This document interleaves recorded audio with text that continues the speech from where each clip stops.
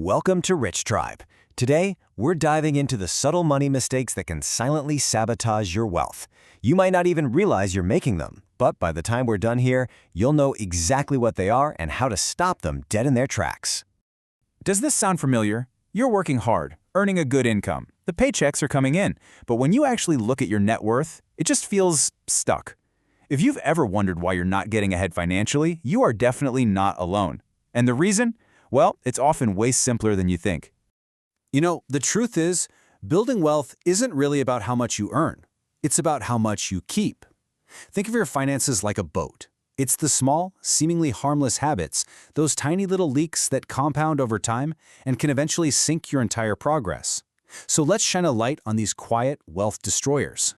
So why do we fall into these traps? I mean, if the advice is so simple, why is it so darn hard to follow? Well, here's the thing. Most financial problems aren't about information. They're about behavior. We're all wired in ways that can, work against our own financial interests. And when you look at the reasons why, they're just so human, right? You see your friend's perfect vacation on social media, and boom, that pressure to keep up just hits you. Or maybe you have a tough day at work, and that little online shopping spree feels like the perfect quick fix. This is often driven by something called present bias. Our brains are literally hardwired to want a small reward right now over a much bigger reward later on. These aren't character flaws, they're just predictable patterns, and recognizing them is the first step to taking back control. All right, let's get into the nitty-gritty, starting with the area where the damage often begins, how we spend our money, and, maybe more importantly, how we plan to spend it, or don't. Okay, this one is a biggie. Lifestyle inflation is one of the biggest traps out there. You get a raise, right? And what's the first thought? It's usually not, awesome, how much more can I invest? It's more like, okay, what can I upgrade? A nicer car, a bigger apartment. But if every pay bump just leads to bigger bills, you're not actually building wealth. You're just inflating your lifestyle. This slide just lays out the fundamental choice perfectly. On one side, you have the hedonic treadmill. You're making more money, you're running faster, but financially, you're going absolutely nowhere. Or you can choose the wealth-building strategy. That's where every extra dollar you earn goes to work for you through investing. That, right there, is the escape hatch. And this brings us to two mistakes that really go hand in hand. A financial plan is your map. It shows you the destination, whether that's a dream house or total financial freedom. But tracking your spending, that's your GPS. It tells you your exact location, turn by turn, making sure you're actually on the right road. Without both, you're just driving blind. And this right here brings us to the most powerful force in all of finance, time. Delaying investing is so damaging because you lose your greatest ally, compound interest. Put simply, that's your money earning money, which then earns even more money all by itself. It's an incredible exponential curve. So every single year you wait, you're not just losing deposits, you're losing all the potential growth that money could have generated for you down the line. Next up, let's talk about the other side of the coin, how we earn money.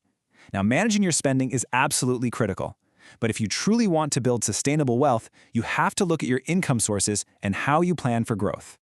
Think about it this way. Having only one job is like building your entire house on a single pillar. It might be a really strong pillar, sure, but if anything happens to it, a layoff, an illness, a company downturn, the entire structure is at risk. That's a huge, huge vulnerability. This slide illustrates the ultimate goal, the end game for financial freedom. We all start out by trading our time for money. That's active income. But the crucial shift, the real game changer, is using that active income to buy or build assets that generate passive income. That's money that flows in whether you're at a desk or on a beach. That is how you truly break free. We're bringing this point back because it is that important. Procrastination isn't just being lazy. It's an active choice that costs you real money. Delaying starting that side business, waiting to invest, putting off your financial education, all these forms of inaction have a massive, negative, compounding effect over time. Okay, we've covered the problems, and now for the most important part, the solution. The great news is that getting on the right track doesn't require some super complex strategy. It just requires a simple, proven plan that you execute with consistency. So the path forward is built on three foundational pillars. First, track your spending daily. You have to gain that awareness and see where your money is truly going.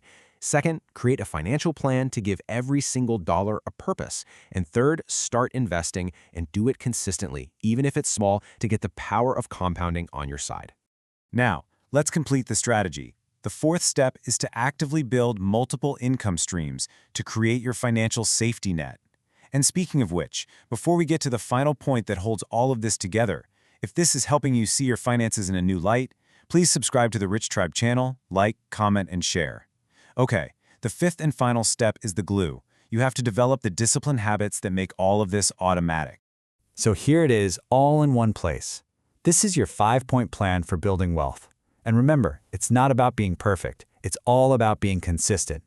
This is the system that systematically replaces those quiet wealth-destroying habits with powerful wealth-building behaviors.